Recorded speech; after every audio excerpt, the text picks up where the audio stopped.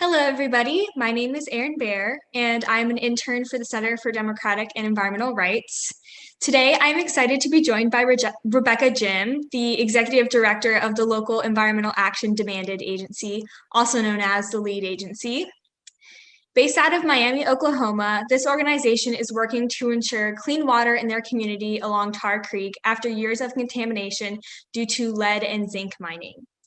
The LEAD agency is currently in the process of proposing a clean water protection ordinance in Miami through a partnership with the center. Thank you so much for joining me today, Rebecca.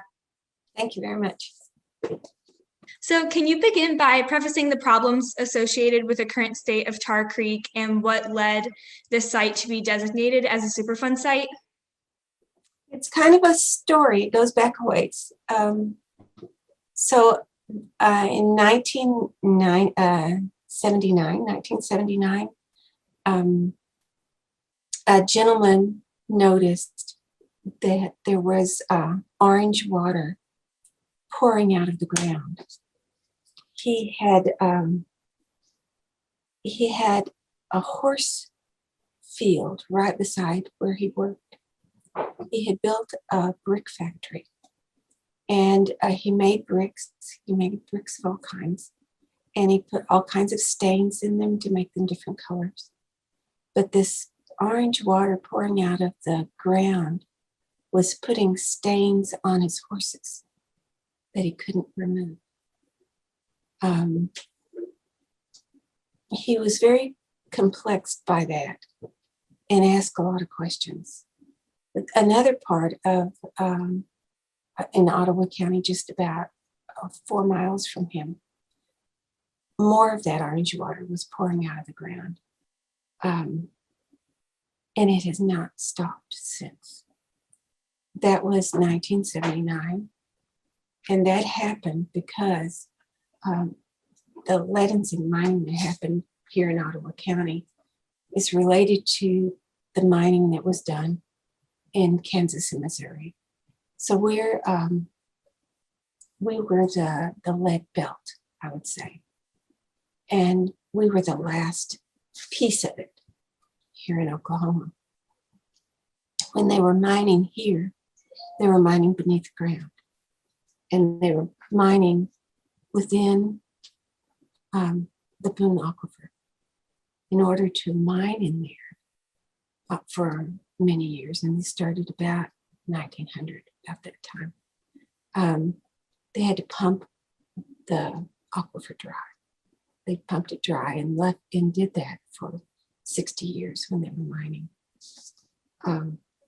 When the mining stopped and it was no longer profitable and the mining companies left, they had warned anybody that would listen to not turn off the pumps. But the pumps were turned off. And so the aquifer filled up. There were enough lead and zinc and other heavy metals and sulfur still remaining in the mines that as that water filled up, it became acidic and put other metals that were left in the mine into the water. It brewed like that until the aquifer could not any longer hold another drop of water. And that's the day that it began to spew out and got on the horses, 1979. So since then, that water is pouring out. It's been pouring out since every day, and flowing down Tar Creek. 1 million gallons of that bad water a day. And that's what we're fighting against. We're trying to figure out a way, ultimately, to stop that eternal flow of evil, to stop that bad water from flowing. And so we have a creek that runs through the town of Miami, Oklahoma. And that creek has not been used in 42 years.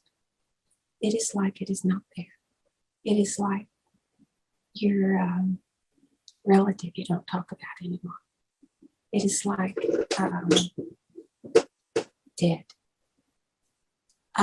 This was a creek that the town had decided to build between a river and a creek because they valued water.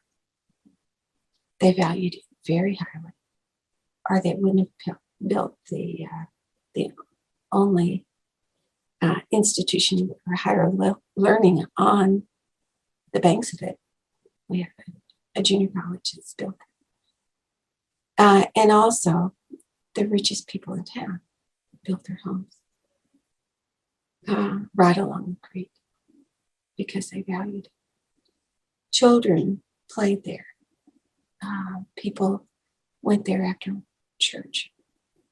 They went there after school. All summer long, the creek was used, as it would be in most other towns and cities that has a creek flowing through it. It was enjoyed. But in 1979, when the fish all died and the creek turned orange, children knew they shouldn't play there anymore, and parents wouldn't let them go. And nobody after church went there to swim in the summers. So it has been an abandoned by the community. It had been given up. There was some hope that things would change when the Superfund Program was established. Our site was number one. We've been on that list since it began. And because EPA goes to Congress and they say, oh, we cleaned up this many sites. And that's how they get a little bit more funding. And they have to get funding that way because Congress failed to reauthorize the tax that should keep Superfund funded. It's a Superfund, fund, and that fund was a polluter tax put on companies that create and make and harbor and move products that can be toxic to people and the environment. But in 1995, Congress failed to reauthorize that tax. And so what was put into the Superfund got depleted. And now for EPA to work on a site, they have to find the polluter and they have to find money from the polluter to clean up sites because there's no money in the Superfund. So how do you get money? Well, how do you get money from a site like ours that was an abandoned site, that they did find polluters, but they took them so long to get around to dealing with them. Many of them went bankrupt in the meantime. So our site doesn't have the funding. So if you're Superfund and you've got programs and you need to show Congress how good you're doing, so you get a little bit more money, since you can't get it from the tax that you could be putting on polluters. Then you go to Congress and you ask by saying, we cleaned up this many sites. So if you are a site that's as big as maybe Columbus, Ohio, 40 square miles, or if you're as large as maybe the gas station down the street, which one would you clean up? So you could say, I cleaned up this many. So we're what they call a mega site. And we're on the bottom of the list. That is a lot to take in, especially since this used to be such a place for a community to gather and a place to foster relationships within the community as well.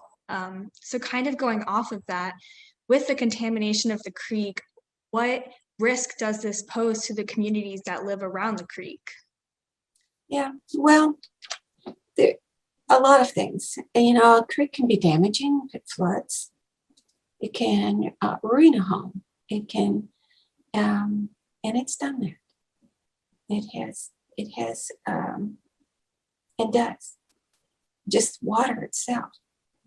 But if you add all the heavy metals that are in that, and it spreads across a watershed over and over, you're loading that land with heavy metals that can be harmful to the environment, but also very harmful for children. So Tar Creek is also the name of our Superfund site. So when you talk about Tar Creek, we're talking about water that flows that's laden with heavy metals. But we're also talking about everything she flows through and the 40 square miles of contaminated waste.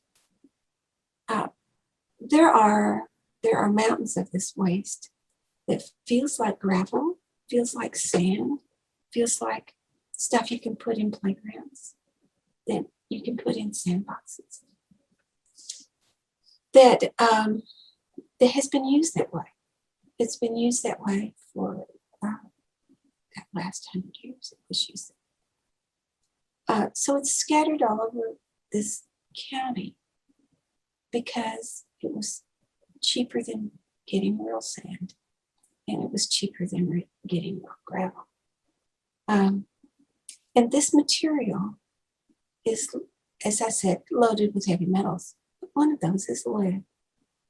So our children have been lead poisoned.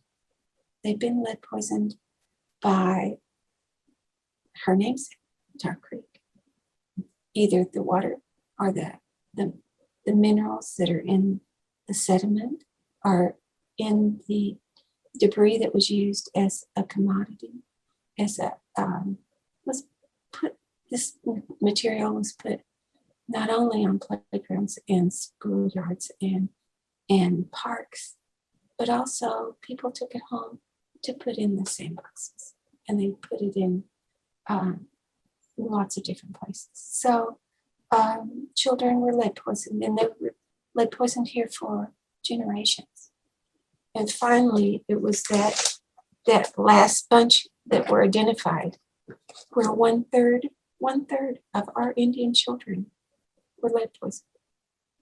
Now, if you know anything about lead, you know that it's harmful.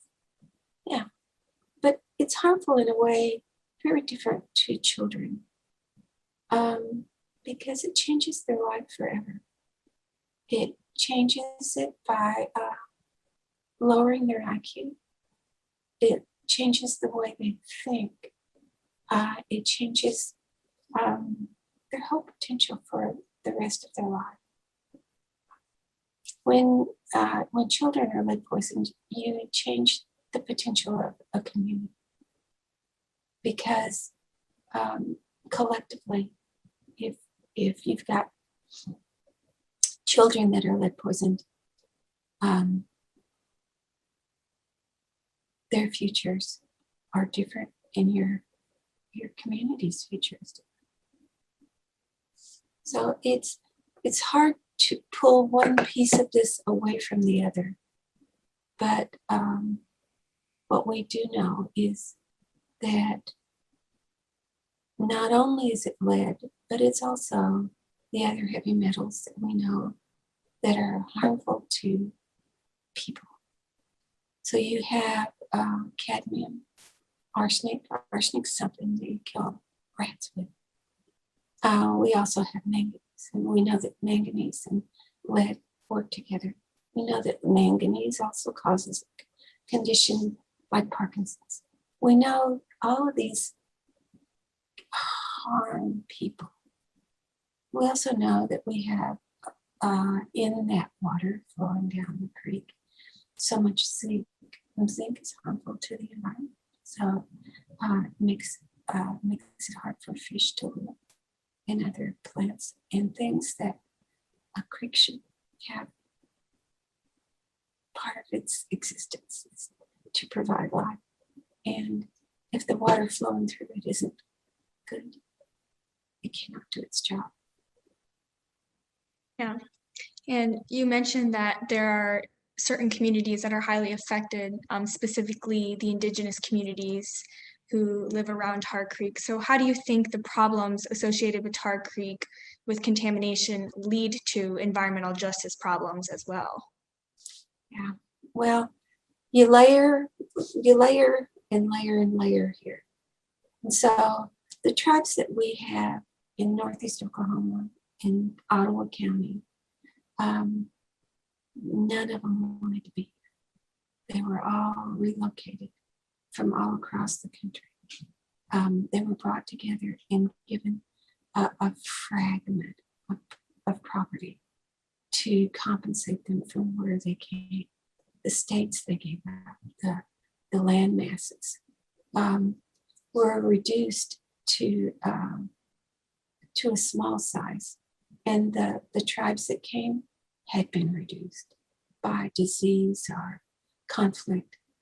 That they had, this was their last stand. This is the last piece of property that the government was ever going to bargain to give them if they got anything. And so they got layers of this land, and the first layer were the Quapaws and the Miamis, and then the Peoris and Modocs and our other tribes that are here. Once again, none of them knowing each other before they came, all layered together.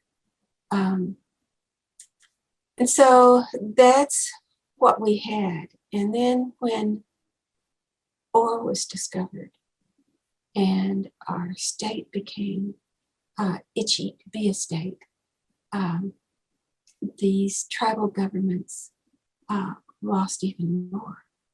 And through allotment and portioning out their property to individuals, and trying to change their lives again to be farmers or people that would have only this piece of land and not share property with one another.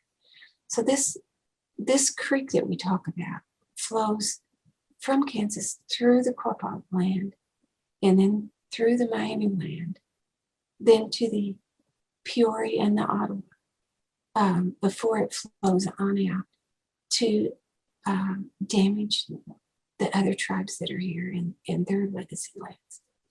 So reservation lands ceased to be resignation land at statehood here. But as of last summer, with the Supreme Court's decision on McGirt, things changed, and there's a re-understanding of what our land boundaries mean, and the pride in having reservations has come back to our tribal people. We understand that even though these are remnant lands, even though these are what we ended up with, they are our boundaries, and there's something to really protect. And this creek flows through and harms traditional boundary territory of these tribes, and their use of that creek is reduced. Thank you for sharing that with me. Kind of switching gears here, I wanted to get into what the lead agency's background is and what drew your organization to take action at Tar Creek. So we were founded in 1997, but had been working together as a group several years before that. And that it really hinged on children. It hinged on that and our questions on health and how we can make this better. So we've been discouraged through the years, but we have not given up. This piece of property up this way has a great deal of influence on the future of the people here, the future of the tribes, the future of this piece of the state. And there were no other environmental justice groups in the tri-state area even. So we organized to be a voice and have been that voice through these years, looking at and trying to find the answers that people have on why am I sick and what's happened to that water. So I'm curious to know, how does the lead agency work to combat the water contamination issues on Tar Creek? Yeah, well, it's that's a big one. And I think what we've been is an advocate for this area and for the people, for the land, for the water. And so we have been speaking out all these years. We are the official tag grant people. So we've done everything by the book. We've every single step we should be commenting on every official document. We're doing that. But not all of that works. And at a site like this, when $15 million is a drop in the bucket, and that's how much is being allotted for this site every year, when it's going to take $1 billion to clean it up, because $1 billion was made. It takes about as much money to clean up a site like this as was made at the site by those companies that come in and do their work and then leave it for the rest to clean up. Yeah, and thank you for being the voice, not only for the people who live there, but also for the natural environment there as well. I saw that you guys are meeting with the state of Oklahoma as well as with the EPA, kind of with some demands. If you want to maybe talk more about what your organization is doing with those agencies to seek justice at Tar Creek. Yeah. It's very hard to get justice if you don't have funding. And as we've gone through these now decades of working with these agencies, we have consistently brought those decision makers here and made them see us as people and engage them in that way. We have no influence. We can't influence them with money. We have to influence them by just being ourselves and continually making relationships with these people that are decision makers, that have say in the agencies, that can be our voice when we cannot be there. And that's been our way. And we'll continue doing that. But we're also going to turn the page and do a little bit more. Yeah, and that's kind of what I wanted to get into with the next question, is that the lead agency is collaborating with the Center for Democratic and Environmental Rights to establish the proposed City of Miami Clean Water Protection Ordinance. And this ordinance is based on the Rights of Nature movement, which secures legal rights for the natural environment, including species and ecosystems. So how do you think this ordinance will solve the problems associated with Tar Creek? Well, we have a great deal of hope that this ordinance will do what we need it to do. But I want to tell you what's happening so far is we have petitions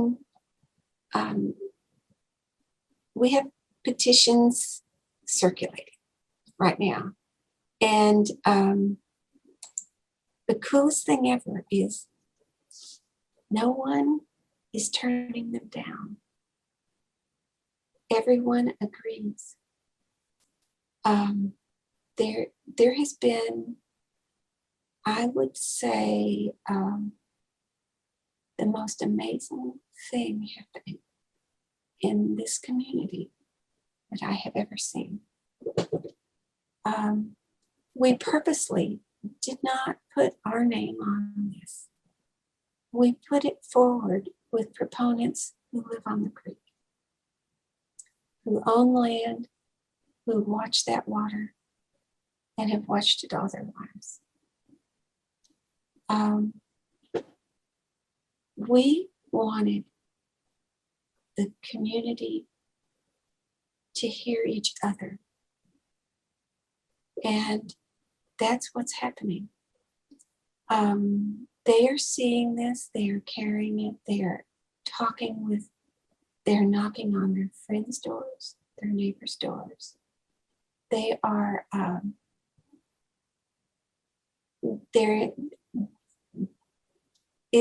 they are claiming this place again, and they are remembering. They are remembering what they had heard, what they had experienced, and now they're really focusing on the loss and the wrong that was for a creek, a flowing watered creek, to be taken from them.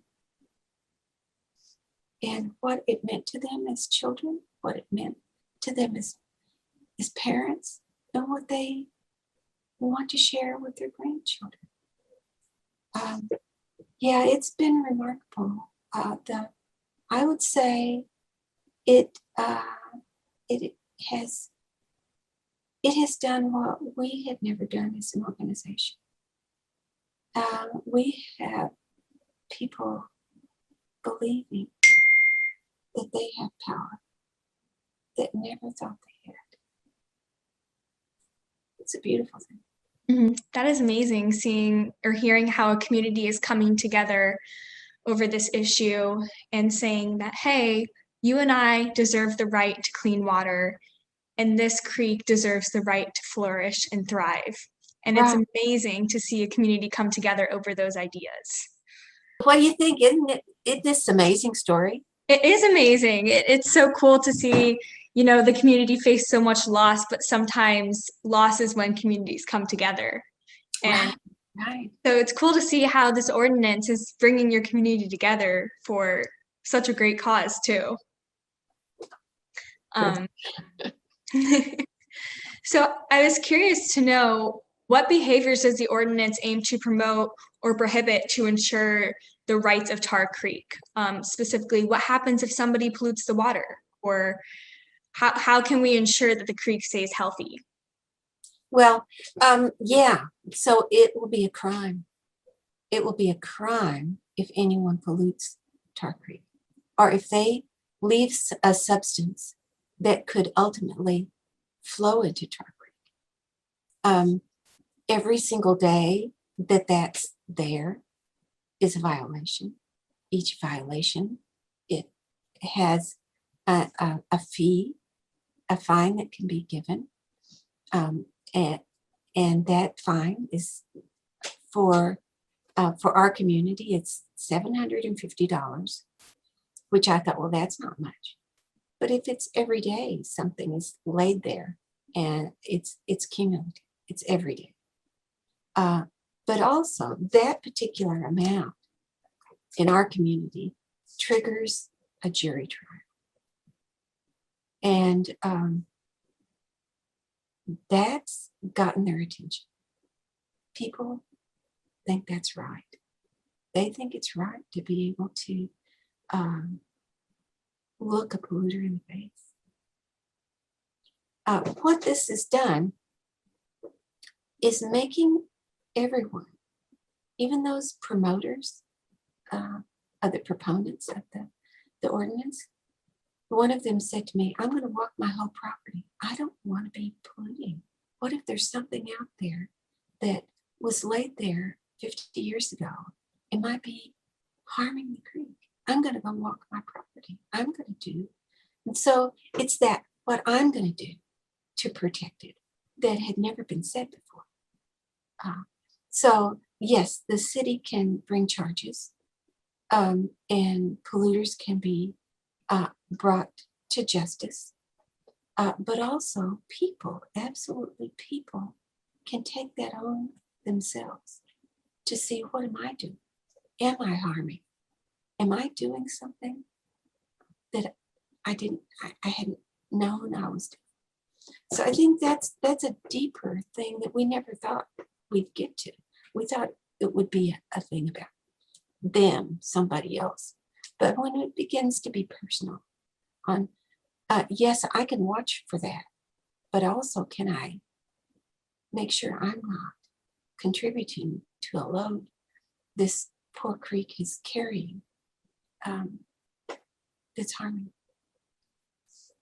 Yeah. So it's raising awareness not only about, hey, what are other people doing or what has been done in the past, but potentially what am I doing and how can I make sure that I am not contributing to the problems that are here, but instead trying to make it better. Right. Yeah. Does it get any better?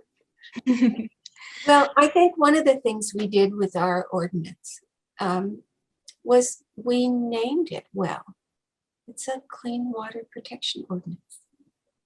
And it gives the rights to the people of the city of Miami, Oklahoma, to have clean water and also to have a healthy tar creek. So that's big. Who wouldn't want that? Who wouldn't want? Yeah. And then we give Tar Creek her own rights to flow and regenerate, to be that thing that she was destined to be able to provide a home for every living creature that could live there and should be living there and has not been. Yeah, so that's not wrong to ask for those things, not at all. And so when I presented this to the Intertribal Council, they're a nonprofit organization made up of all the tribal leaders in our county. Well, that have offices in our county.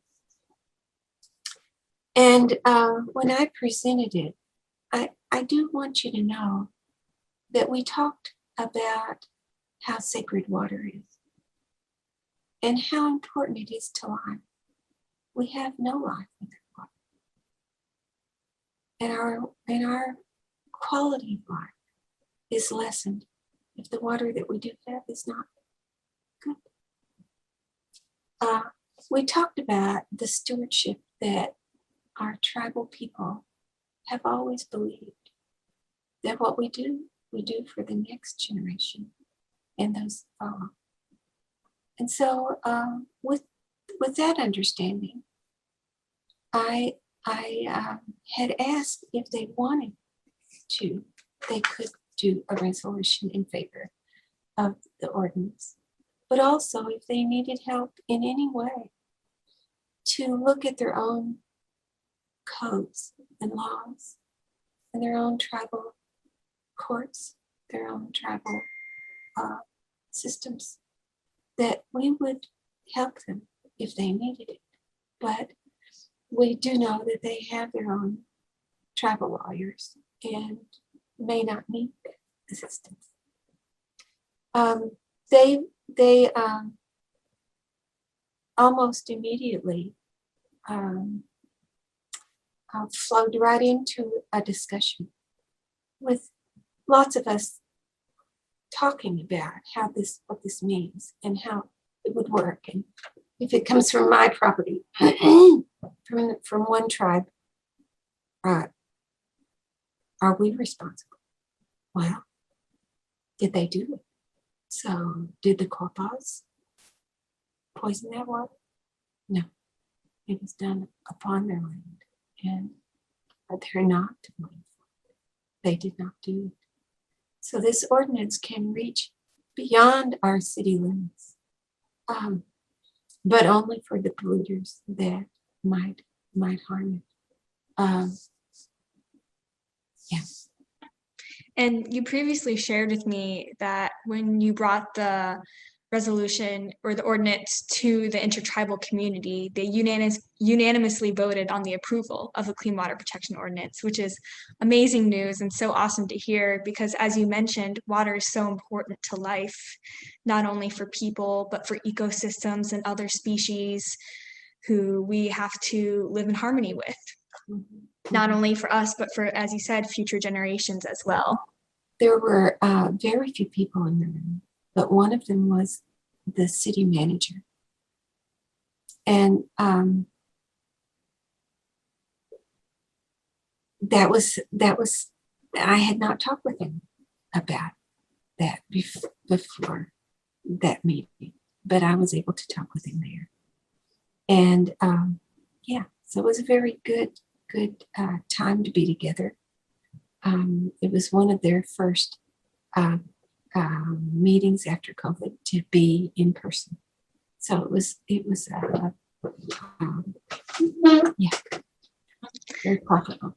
Yeah, so bringing hope and promise going into the future with the potential for this ordinance, I think. So if the ordinance is passed, what does it mean for the communities in and around Miami, Oklahoma, who are affected by the problems with Tar Creek and want to share the memories of what Tar Creek once was? So yeah, how are we going to collect those stories? So we've got a couple of young women that are on board, much like you, and that will be helping us collect those work and water stories and record them. We're hoping to have that be a way that we conserve those stories that will help us figure out how do we use this creek once it's good, once it's really running fresh and good water, and how do we make that happen? And so I think with the city standing up for the creek, standing up for clean water, that's a whole bunch more voices than we had as lead agency, which will help us in our stand to put the pressure on EPA for a better fix, a harder work that works on protecting that water. It's a difficult thing, but it can be done. And we believe that they have the tools. And I believe with these extra voices, many extra voices saying that's what they want, I believe they'll start working on the solutions for us. So the hope is with the approval of the ordinance at the city level that federally it'll draw more attention to the region and bring the solutions that you guys want to see. Yeah, we do really think it works out. Yeah, that's awesome. So outside of Miami, Oklahoma, water pollution issues are prevalent all around the world. So what can people do to protect the waters where they live and promote similar initiatives to yours as the lead agency? Well, I'll tell you, we never dreamed that we could do this. But we really needed help. We needed a nudge, and we needed to know that there was an avenue to pursue that could protect water in a different way. So we needed help. We needed that. And I truly believe that CDER is that help. And any way that we can align and help the next group, we'll do it. We're ready. And whether this passes or not, we have changed a community forever. We woke them up. This is real, and water is our life, and it can be valued, and it can and it can be harmed. In our ordinance, in its own way, gives Tar Creek that personhood, because when it is polluted, she is a victim, and she is stated as the victim in these in the ordinance. We know that we want it stopped, and we want to protect this water, and we want to help other people protect their own. Water is a precious thing, and we all wanted to live by clean flowing water.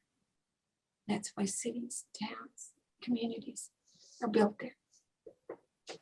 So the hope is, with the potential approval of the ordinance in Miami, maybe it can serve as getting the ball rolling in other places as well, to ensure that other waterways have their own rights, and that other communities have the courage to stand up and put their foot down and say, hey, we want clean water, we deserve clean water, and this river, this creek deserves to flourish on its own, right? Exactly. Yeah. Yeah. So my last question for you today, Rebecca, is there anything else that you would like to share regarding the protection of Tar Creek or the lead agency? Yeah, I want to tell you that years ago, probably in 1995, we had our first fish tournament on Tar Creek. But of course, there weren't any fish. And so we got fish from the police organization, donated $100. So we got fish from Long John Silver's, and because we couldn't get fish out of our own creek. So one day we're going to have a fish tournament. We're going to invite everybody, and the police too. That's awesome. Yeah, so the hope is that at the end of the day, everybody can come back to the creek, and it could be a safe place for people to play, and for species to flourish, and for the ecosystem to thrive again. Exactly.